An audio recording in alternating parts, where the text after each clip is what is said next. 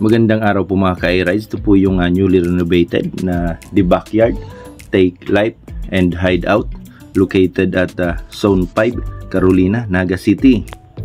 Ito po yung resort na pwede nyo pong i-rent sa halagang 3,500. Solong-solo muna po ang buong resort. Pwede nyo na pong gamitin yung dalawang room nila, yung gazebo, yung bar, at yung kitchen nila. Mag-additional lang po kayo ng 200 kapag gagamit po kayo ng stove. At kapag gagamit naman po kayo nitong air condition na room nila, mag-additional po kayo ng 500.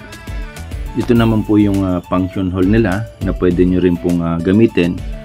May libreng video, okay na po yan. Ito naman po yung tent area nila na pwede po kayo mag bonfire.